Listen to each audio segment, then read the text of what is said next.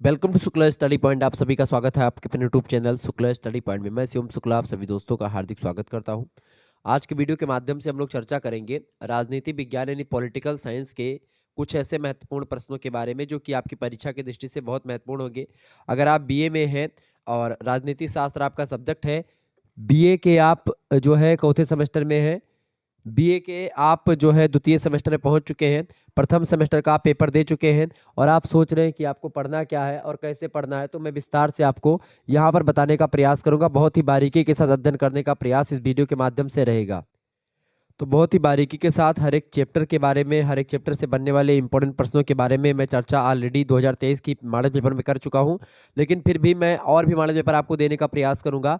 ये model paper आपका जो होगा, ये संपूर्ण सिलेबस को समाहित करके मैंने इस मॉडल पेपर को बनाया है और आपकी परीक्षा की दृष्टि से बहुत ही ज़्यादा महत्वपूर्ण है। ये आपको बता दूं कि political science BA second semester में अगर आप हैं तो आपको क्या पढ़ना है, राजनीतिक सिद्धांत और अवधारणाओं के बारे में पढ़ना है, political theory and political concept के बारे में आपको जानना है। टॉप 100 एमसीक्यूज के बारे में आज की वीडियो के माध्यम से मैं चर्चा करूंगा। आइए जानने का प्रयास करते हैं बहुत ही महत्वपूर्ण 100 ऑब्जेक्टिव टाइप के प्रश्नों के बारे में जो कि आपकी परीक्षा की दृष्टि से बहुत महत्वपूर्ण है। 2024, 25, 26 आदि परीक्षाओं के लिए बहुत ही महत्वपूर्ण होंगे। पहला प्रश्न आपकी स्क्रीन पर आ चुका है, बहुत ही जबरदस्त प्रश्न है। राजनीति विज्ञान की अध्ययन पद्धतियों में आगमनात्मक जो पद्धति है उसका संबंध किससे है? जॉन राल्स से, जीन जैक्स रूसो से, या फिर एक प्रकार से पार्कर से, या जॉन स्टुअर्ट मिल से? फटाफट से आप बताने का प्रयास करें। करेक्ट आंसर इसका क्या हो जाएगा? प्रश्न पूछा जा रहा है राजनीति विज्ञान की जो अध्ययन पद्धति है उनमें से जो अध्ययन पद्धति एक होती है उसका नाम है आगमनात्मक अध्ययन पद्धति और एक निगमनात्मक अध्ययन पद्धतियां होती हैं। ऐसे और भी अध्ययन पद्धतियां होती हैं। तो जो आगमनात्मक अध्ययन पद्धति है इसके बारे में पूछा जा रहा है कि ये जो है किस विद्वान से संबंधित है, तो ये जॉन रॉल्स से रिलेटेड है। ऑप्शन नंबर इसका ए करेक्ट आंसर होगा। अगला प्रश्न है, प्लेटो के अनुसार जनसंख्या होनी चाहिए। प्लेटो एक विद्वान है। प्लेटो के अनुसार प्लेटो की एक रचना है रिपब्लिक। रिपब्लिक नाम की रचना प्लेटो की है, ये बात ध्यान रखेंगे।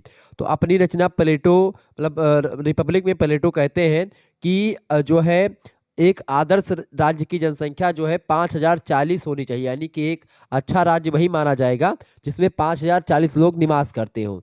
जबकि अगर बात की जाए प्लेटो के बाद में मतलब कि अरस्तु की, तो अरस्तु की अगर बात करें तो अरस्तु जो है बताते हैं कि एक आदर्श राज्य की जनसंख्या 10,000 अगर होती है एक राज्य में तो वो ठीक ठाक मानी जाती है, उसको एक राजा कंट्रोल कर सकता है। क्लियर?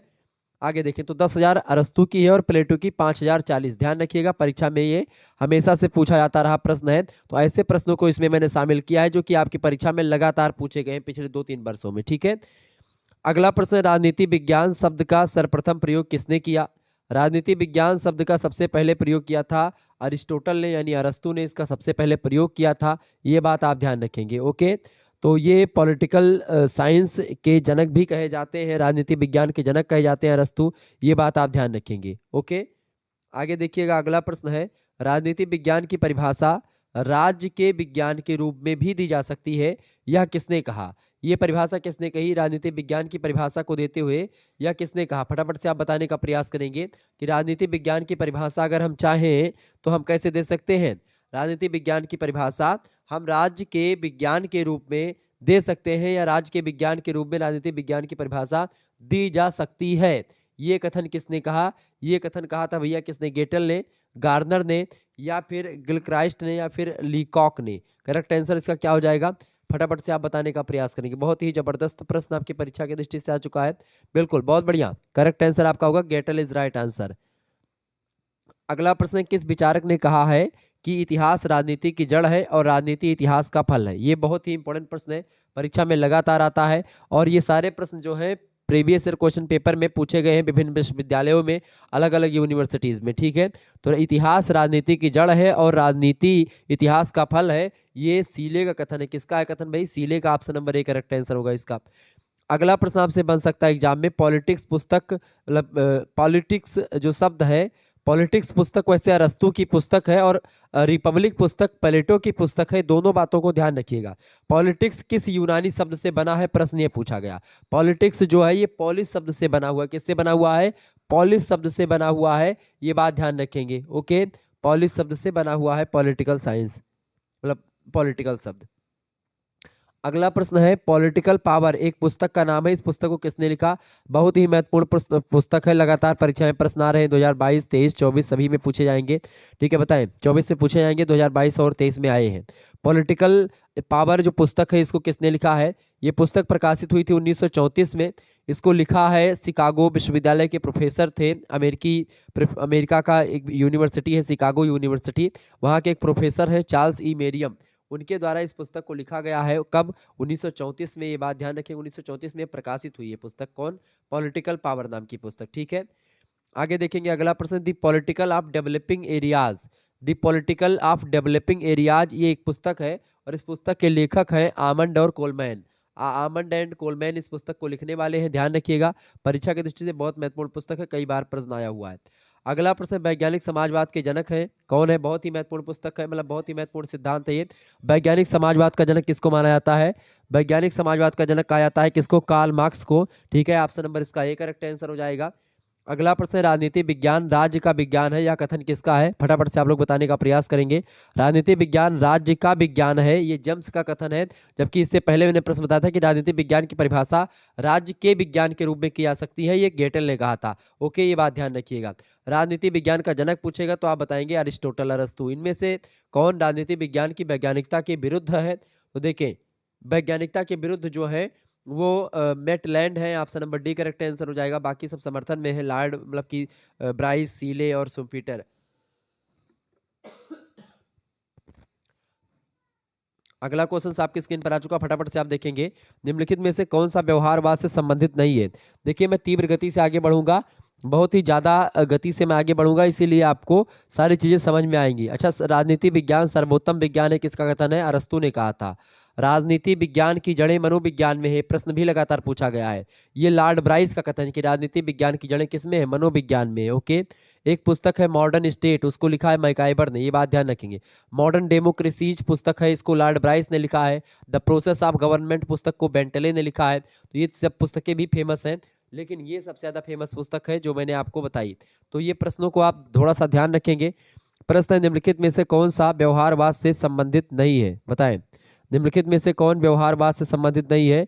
तो परंपरा इसमें व्यवहारवाद से रिलेटेड नहीं है, बाकी तकनीकी प्रयोग, सत्यापन और विशुद्ध विज्ञान ये व्यवहारवाद के सिद्धांतों में शामिल है। अगला प्रश्न, उत्तर व्यवहारवाद के जन्मदाता कौन है? डेविड ईस्टन का नाम आप सबसे पहले लीजिएगा।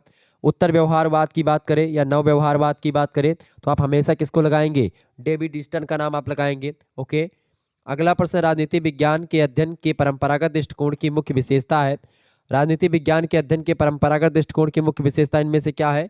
वैज्ञानिक कार्यप्रणाली पर बल दिया गया है, जो है परंपरागत दृष्टिकोण की मुख्य विशेषता यह है कि वैज्ञानिक कार्यप्रणाली पर बल दिया गया है। अगला प्रश्न, निम्नलिखित में से सही सुमेलित कौन सा नहीं है?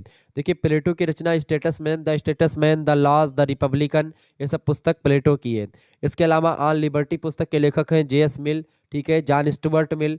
ग्रामर ऑफ पॉलिटिक्स पुस्तक को लिखा है जॉन लॉस्की ने, ये भी ठीक है। द स्टेट एंड रेवोल्यूशन, इस पुस्तक को कार्ल मार्क्स ने नहीं लिखा है, इस पुस्तक को लिखा है व्लादिमीर लेनिन ने। इस पुस्तक को किसने लिखा है? लेनिन ने लिखा है, ध्यान रखिएगा। द स्टेट एंड रेवोल्यूशन पुस्तक को लेनिन ने लिखा है, मार्क्स ने नहीं लिखा। आपसे मार्क्स के बारे में पूछेगा, मार्क्स द्वंद्वात्मक भौतिकवाद के सिद्धांत के प्रणेता है, वर्ग संघर्ष की बात करते हैं, द कम्युनिस्ट मैनिफेस्टो पुस्तक उनकी है। ये सब चीजें ध्यान रखिएगा। 4-5 प्रश्न तो यही आपके तैयार होंगे, बहुत ही महत्वपूर्ण प्रश्न है, ध्यान रखिएगा। अगला प्रश्न, निम्नलिखित में से कौन व्यवहारवाद का प्रखर विरोधी है? व्यवहारवाद के प्रखर विरोधियों में नाम आता है लियो स्ट्रास का, ऑप्शन नंबर इसका सी करेक्ट आंसर होगा।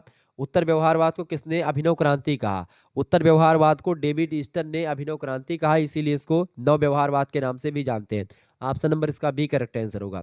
अगला प्रश्न आपकी स्क्रीन पर आ चुका है, प्रश्न है human nature in politics. Human, यहाँ पर ह्यूमन कर देंगे। ह्यूमन नेचर इन पॉलिटिक्स, इस पुस्तक को किसने लिखा है? ग्राहम वालास की पुस्तक है। बहुत ही महत्वपूर्ण प्रश्न है, परीक्षा में कई बार आया हुआ है, ध्यान रखिएगा। अगला प्रश्न, निम्न में से कौन सी व्यवहारवाद की विशेषता नहीं है? व्यवहारवाद की विशेषता क्या नहीं है? मूल्यों पर बल जो है नहीं दिया गया इसमें। व्यवहारवाद की विशेषता क्या है? मानव के राजनीतिक व्यवहार का अध्ययन किया जाता है, वैज्ञानिक पद्धति का प्रयोग करके अध्ययन किया जाता है, अंतरशास्त्रीय अध्ययन इसका किया जाता है व्यवहारवाद में, ये सब विशेषताएं हैं। जबकि वैज्ञानिक मूल्यों पर बल इसमें नहीं दिया जाता। प्रासंगिकता के सिद्धांत का संबंध किसके साथ है? तो प्रासंगिकता के सिद्धांत का जो संबंध है ये उत्तर व्यवहारवाद से है, ऑप्शन नंबर इसका बी करेक्ट आंसर होगा। अगला प्रश्न आपसे बन सकता है, निम्नलिखित में से कौन व्यवहारवाद से संबंधित नहीं है इनमें से? देखिए, तकनीकी प्रयोग, सत्यापन और विशुद्ध विज्ञान, ये तीनों संकलित है व्यवहारवाद से, जबकि परंपरा संकलित नहीं है। ऑप्शन नंबर इसका सी करेक्ट आंसर होगा। व्यक्तिवाद इस नाम से भी जाना जाता है। व्यक्तिवाद एक प्रकार से इस नाम से जाना जाता है, किस नाम से? लेसेज फेयर कहा जाता है इसको। लेसेज फेयर के नाम से व्यक्तिवाद को भी जानते हैं। निम्नलिखित में से कौन बहुलवादी चिंतक नहीं है? बहुलवादी चिंतकों में बोधा का नाम नहीं आता, बाकी कोल, लिंडसे, बेप्स ये सब है। ऑप्शन नंबर इसका बी करेक्ट आंसर होगा। आगे देखिएगा, और भी प्रश्न आपसे बन सकते हैं परीक्षा की दृष्टि से, इंपॉर्टेंट प्रश्न है बहुत सारे। ठीक है, परीक्षा की दृष्टि से आपके बहुत ही महत्वपूर्ण प्रश्न ये आपकी परीक्षा की दृष्टि से है, जो कि आपकी स्क्रीन पर आ रहे हैं। फटाफट से एक बार वीडियो को लाइक और शेयर कर दीजिएगा, ऐसे ही प्रश्न आपकी परीक्षा में आते रहेंगे। एक पुस्तक है द पॉलिटिकल सिस्टम, किसने लिखा है? डेविड ईस्टन ने लिखा है, ये बात ध्यान रखेंगे। ओके, बहुत ही महत्वपूर्ण। और एक पुस्तक, ये उत्तर व्यवहारवाद को किसने अभिनव क्रांति कहा? तो डेविड ईस्टन ने कहा। ये दोनों प्रश्न बहुत ही महत्वपूर्ण है, परीक्षा में लगातार पूछे आते हैं विभिन्न विश्वविद्यालयों में। आप किसी भी विश्वविद्यालय से हैं, आप बिल्कुल इसको निश्चित होकर के पढ़िए, आपकी परीक्षा के लिए ही मैं पढ़ा रहा हूँ। अगला प्रश्न है, राज्य की उत्पत्ति जीवन के लिए हुई है और सजीवन के लिए इसका अस्तित्व बना हुआ है। लगभग 15-20 बार तो मैं इस प्रश्न को करवा चुका हूँ। अरस्तु का ये कथन है। ऑप्शन नंबर इसका ये करेक्ट आंसर हो जाएगा। 100% परीक्षा में प्रश्न आता है ये। अगला प्रश्न, नगर राज्य शब्द सामान्यतः संबंधित है। नगर राज्य संबंध जो है प्राचीन यूनान से रिलेटेड है, कई बार परीक्षा में लगातार प्रश्न आ रहा है ये। Option number B correct answer होगा। अगला प्रश्न है, पॉलिटिक्स, यानी कि politics who gets what when and how, ये पुस्तक किसने लिखी है? बताएं। 1936 में इस पुस्तक का प्रकाशन हुआ है। बड़ी फेमस पुस्तक है, लास्बेल ने लिखी है और इंपॉर्टेंट है इसलिए चूंकि परीक्षा में लगातार आता है। अगला प्रश्न, निम्नलिखित में से कौन सा राज्य आवश्यक अंग नहीं है? मतलब राज्य का आवश्यक अंग नहीं है। देखिए, जनसंख्या राज्य का आवश्यक अंग है। ठीक है, भू क्षेत्र और संप्रभुता, ये तीनों राज्य के आवश्यक अंग है। धर्म उतना ज्यादा आवश्यक अंग नहीं है। Option number B correct answer होगा। अगला प्रश्न, किसने माना कि राज्य की उत्पत्ति और विकास में आर्थिक गतिविधियों का महत्वपूर्ण योगदान होता है? तो ये प्लेटो, हाब्स और लॉक, इन तीनों का मानना है। ऑप्शन नंबर डी लगा देंगे, उपरोक्त तो सभी का मानना है। राज्य का आधार शक्ति नहीं वरन इच्छा है, ये बड़ा फेमस कथन है, लगातार परीक्षा में विभिन्न विश्वविद्यालय में पूछा जाने वाला प्रश्न। राज्य का आधार शक्ति नहीं वरन इच्छा है, किसने कहा था? टी एच ग्रीन का कथन है। ठीक है, थॉमस हिल ग्रीन इनका पूरा नाम है। Option number C correct answer हो जाएगा। अगला क्वेश्चन आपकी स्क्रीन पर आ चुका है, निम्नलिखित विद्वानों में से राज्य की उत्पत्ति के संबंध में सर्वाधिक स्वीकार्य सिद्धांत कौन सा है? तो इसमें से सबसे ज्यादा जो सिद्धांत स्वीकार्य वो है विकासवादी सिद्धांत। ठीक है, सबसे प्राचीन सिद्धांत दैवीय उत्पत्ति का सिद्धांत। सामाजिक समझौते के सिद्धांत की बात करें तो इसमें थॉमस हॉब्स, लॉक और रूसो का नाम बड़ा फेमस है। ठीक है, तो आपसे पूछेगा राज्य की उत्पत्ति के संबंध में सर्वाधिक स्वीकार्य सिद्धांत जो है वो कौन सा है? तो विकासवादी सिद्धांत है। ऑप्शन नंबर इसका एक करेक्ट आंसर होगा। अगला प्रश्न, राज्य एक आवश्यक बुराई, बहुत ही महत्वपूर्ण प्रश्न है। व्यक्तिवादी लोग इसको मानते हैं कि राज्य एक आवश्यक बुराई है, लेकिन अगर व्यक्तिवाद और ये वाद विचारधारा ना दे, आपसे पूछे कि किस व्यक्ति ने इस कथन को कहा है राज्य एक आवश्यक बुराई है, तो थॉमस पेन कहते हैं कि राज्य एक आवश्यक बुराई है, ये बात ध्यान रखेंगे। ओके, राज्य एक सकारात्मक अच्छाई है, इसको समाजवादियों ने कहा था। समाजवादी राज्य को एक सकारात्मक अच्छाई बताते हैं, जबकि राज्य को एक आवश्यक बुराई बताते हैं व्यक्तिवादी। ठीक है, व्यक्तिवादी राज्य को उतना मतलब कि नहीं बोलते हैं। राज्य व्यक्ति से पहले है, यह कथन किसका है? राज्य व्यक्ति से पहले है, अरस्तु ने कहा था, ये बात ध्यान रखिएगा। ओके, राज्य जो है मानवीय जनता या मानवीय आधार जनता है। राज्य का मानवीय आधार क्या है? जनता है। किसने कहा था? लॉर्ड ब्राइस ने कहा था। ओके, आगे देखेंगे। अगला प्रश्न है, राजनीतिक चेतना राज्य की उत्पत्ति के सिद्धांत का एक कारक है। एक कारक क्या है इनमें से? फटाफट से आप बताएंगे, किस सिद्धांत में कहा गया राज्य की उत्पत्ति के किस सिद्धांत में कहा गया? तो विकासवादी सिद्धांत में ये बताएगा कि राजनीतिक चेतना राज्य की उत्पत्ति के सिद्धांतों में एक कारक है। अगला प्रश्न, अर्थशास्त्र किसकी रचना है? तो कौटिल्य की है। विष्णुगुप्त इनका अगला नाम है और चाणक्य भी इन्हीं का नाम है, ध्यान रखिएगा इस बात को। आगे बढ़ते और भी चीजों को जानने का प्रयास करते, फटाफट से एक बार वीडियो को लाइक और शेयर करते रहिएगा। बहुत बढ़िया, अच्छे तरीके से आप लोग पढ़ रहे हैं, ऐसे ही पढ़ते रहिएगा। लगातार मैं आपके लिए ऐसे ही वीडियोस देता रहूंगा। ओके, चलिए फटाफट से, बहुत ही तीव्र गति से मैं आगे बढ़ रहा हूँ। लगभग 100 से अधिक प्रश्नों को मैं चुटकियों में आपको बताने का प्रयास कर रहा हूँ। बहुत ही अच्छे तरीके से आप लोग जान पा रहे होंगे, और आपको बता दूं कम समय में आप बहुत ज्यादा चीजों को समझ पा रहे हैं। एक पुस्तक बड़ी फेमस है, पूछा जाता है कि पब्लिक ओपिनियन पुस्तक के लेखक कौन है? पब्लिक ओपिनियन पुस्तक को लिखा है वाल्टर लिपमैन ने। 2022 की परीक्षा में प्रश्न पूछा गया था, ये बात आप ध्यान रखेंगे। एक पुस्तक और 2022 में पूछी गई थी, a theory of justice. A theory of justice पुस्तक किसने लिखी है? जॉन रॉल्स ने लिखी है। ओके, ये पुस्तक बड़ी फेमस है। इसके अलावा एक जो है वो था, कथन है कि शक्ति बंदूक की नली से निकलती है। 2019 में, 22 में, 23 में प्रश्न पूछा गया कि शक्ति बंदूक की नली से निकलती है, यह कथन किसका है? तो यह कथन माओ त्से तुंग का है, ये बात ध्यान रखिएगा। सॉरी, यह कथन किसका है कि कानून सार्वभौम सत्ता का आदेश है। बहुत ही महत्वपूर्ण प्रश्न, लगातार परीक्षा में प्रश्न आता है। ऑस्टिन का कथन है, ऑप्शन नंबर इसका सी करेक्ट आंसर होगा। रूसो अधिवक्ता था किसका? रूसो जो था लोकप्रिय संप्रभुता का अधिवक्ता था। ऑप्शन नंबर इसका ए करेक्ट आंसर होगा। बहुत ही महत्वपूर्ण प्रश्न 2022-23 में पूछा गया। अगला प्रश्न, संप्रभुता शब्द लैटिन भाषा के किस शब्द से निकला हुआ है? संप्रभुता शब्द लैटिन भाषा के सुप्रेनस शब्द से निकला हुआ है। Option number D correct answer हो जाएगा। सुप्रेनस का मतलब होता है सर्वोच्च सत्ता। ठीक है, 2022 और 23 में प्रश्न पूछा गया, ध्यान रखिएगा। लॉ ऑफ मोनार्की बड़ी फेमस पुस्तक है। इसको लिखा था स्टुअर्ट राजा थे, जेम्स प्रथम उन्होंने लिखा था, जेम्स प्रथम। ऑप्शन नंबर ए में दिया, करेक्ट आंसर हो जाएगा। लॉ ऑफ मोनार्की बड़ी फेमस पुस्तक है इस दृष्टि से चूंकि आपकी परीक्षा में लगातार आती है। अगला प्रश्न है, ऑस्टिन ने सिद्धांत प्रतिपादित किया था। ऑस्टिन ने इनमें से कौन सा सिद्धांत प्रतिपादित किया था? विधिक संप्रभुता का सिद्धांत ऑस्टिन ने प्रतिपादित किया था, ये बात ध्यान रखेंगे। अच्छा, आपसे पूछे लोकप्रिय संप्रभुता, तो रूसो का नाम आएगा, ध्यान रखिएगा। अगला प्रश्न, लेवियाथन। लेवियाथन पुस्तक का नाम सुनते ही आपका थॉमस हॉब्स का नाम आपके दिमाग में आ गया होगा। थॉमस हॉब्स ने लिखा है लेवियाथन पुस्तक, बड़ी फेमस है।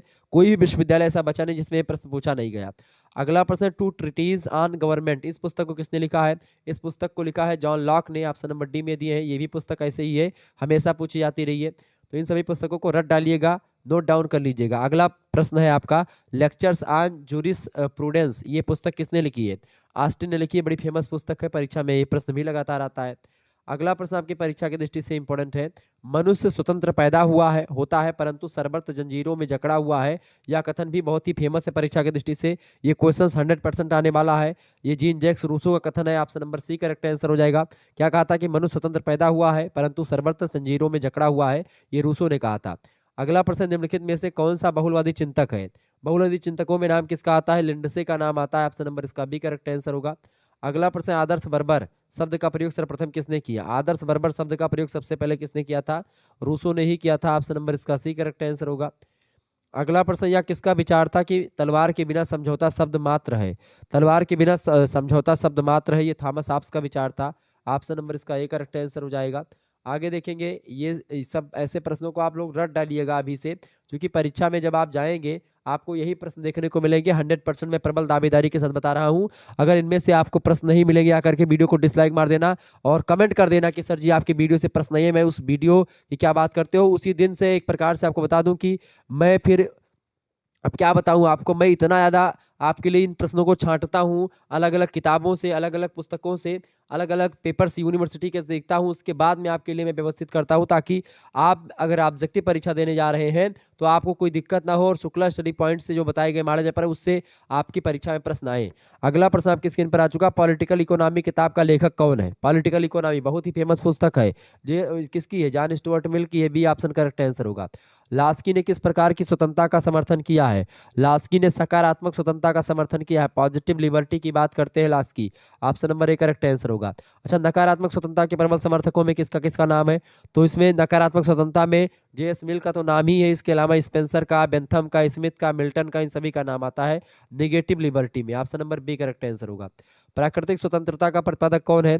प्राकृतिक स्वतंत्रता की बात थॉमस हॉब्स करते हैं, वैसे तो मतलब प्रतिपादक थॉमस हॉब्स है प्राकृतिक स्वतंत्रता के, लेकिन आपको मैं बता दूं कि इसके मुख्य प्रतिपादक की अगर बात पूछेगा प्राकृतिक स्वतंत्रता के, तो आप रूसो लगाएंगे। इस प्रश्न का आप हॉब्स लगाएंगे। ऑप्शन नंबर इसका बी करेक्ट आंसर होगा। लेकिन अगर प्राकृतिक स्वतंत्रता के मुख्य समर्थक की बात करेगा तो रूसो का नाम उसमें सबसे अग्रणी है। ठीक है, अगला क्वेश्चन है, किसने कहा है कि चूंकि हॉब्स उनसे पहले, हॉब्स से सबसे पहले करने वाले हैं इस बात की चर्चा, प्राकृतिक स्वतंत्रता की बात, इसके बाद में रूसो ने उसको व्यवस्थित ढंग से किया। अगला प्रश्न, मनुष्य स्वतंत्र जन्मा है परंतु वह सर्वत्र बंधनों से बंधा हुआ है, ये रूसो का कथन है। Option number D correct answer होगा। किसने कहा कि स्वतंत्रता सभी बंधनों से मुक्ति है? स्वतंत्रता सभी बंधनों से मुक्ति है, बहुत ही इंपॉर्टेंट प्रश्न है, कांट ने कहा था इस कथन को। अगला प्रश्न है, आर्थिक समानता के अभाव में राजनीतिक स्वतंत्रता मात्र एक मनगढ़ंत कल्पना हो जाती है, यह कथन किसका था? जी.डी.एच. कोल का एक कथन है, बहुत ही फेमस है, प्रश्न परीक्षा में आया हुआ है। अगला प्रश्न आपकी स्क्रीन पर आ चुका है, देखेंगे, निम्नलिखित में से किसने कहा कि स्वतंत्रता और समानता एक दूसरे के पूरक हैं? स्वतंत्रता और समानता एक दूसरे के पूरक है, किसने कहा? मैकाइबर ने कहा था कि स्वतंत्रता और समानता एक दूसरे के पूरक हैं। ऑप्शन नंबर इसका ए करेक्ट आंसर होगा। अगला क्वेश्चन आपसे बन सकता है परीक्षा में आपके कि निम्नलिखित में से कौन प्राकृतिक स्वतंत्रता का समर्थक है? बताएं।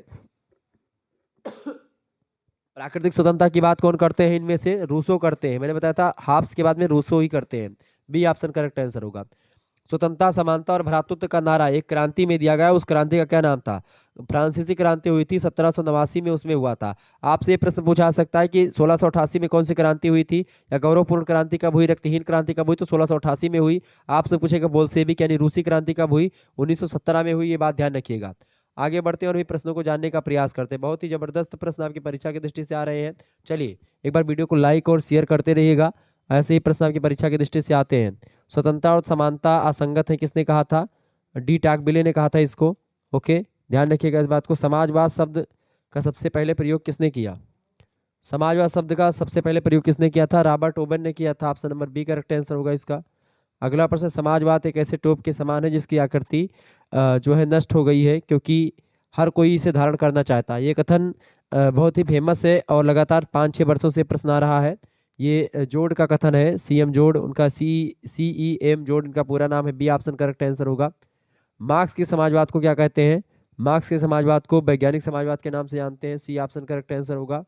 मुक्त श्रम की व्यवस्था संबंधित है किससे? मुक्त श्रम की व्यवस्था उदारवाद से रिलेटेड है। ए ऑप्शन करेक्ट आंसर होगा इसका। यूटोपिया एक पुस्तक है, बड़ी फेमस है, इसके लेखक हैं टॉमस मोर। ऑप्शन नंबर सी इसका करेक्ट आंसर होगा। ध्यान रखिएगा, प्रश्न बहुत ही फेमस है। अगला प्रश्न है, किसने मार्क्सवाद को अस्तित्ववाद से संबंध करने की कोशिश की थी? तो किसने मार्क्सवाद को अस्तित्ववाद से संबंधित करने की कोशिश की थी? उनका नाम है Camus. Option number B correct answer होगा। समाजवाद एक ऐसे टोप के समान है जिसकी आकृति नष्ट हो गई है, ये कथन तो मैंने बता दिया, सीएम जोड़ का ही है। आगे देखेंगे, इनमें से कौन आदर्शवादी विचारक नहीं है? आदर्शवादी विचारकों में थॉमस हॉब्स का नाम नहीं आता है। C option. बाकी हीगल, ग्रीन और कांट ये आदर्शवादी विचारक है। आगे बढ़ते हैं। अगला प्रश्न, राष्ट्रवाद का वास्तविक या स्वाभाविक स्रोत क्या है? राष्ट्रवाद का स्वाभाविक स्रोत है मानव स्वभाव और भाषा, भूगोल और इतिहास, जाति और धर्म, ये तीनों है। Option number D correct answer होगा, उपरोक्त तो सभी। समाजवाद शब्द सबसे पहले प्रयोग किसने किया था? समाजवाद शब्द का प्रयोग सबसे पहले वैसे किया है रॉबर्ट ओवन ने। कब किया है? 1827 में किया है। और इसके बाद में व्यवस्थित तरीके से समाजवाद को लाते हैं, वैज्ञानिक समाजवाद की बात करते हैं मार्क्स। ठीक है, आगे देखेंगे। अगला प्रश्न है, वेल्थ ऑफ नेशन किसकी पुस्तक है? Wealth of nation Adam Smith की पुस्तक है। Option number C correct answer हो जाएगा इसका। अगला क्वेश्चन आपकी स्क्रीन पर आ चुका है।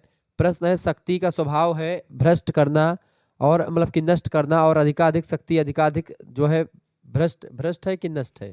देखिए, शक्ति का स्वभाव है क्या करना? भ्रष्ट करना। ठीक है, भ्रष्ट करना, और अधिकाधिक शक्ति अधिकाधिक भ्रष्ट करती है। यह कथन था किसका? लॉर्ड एक्टन ने कहा था। इस कथन को कब कहा था? 1887 के एक लेख में उन्होंने कहा था।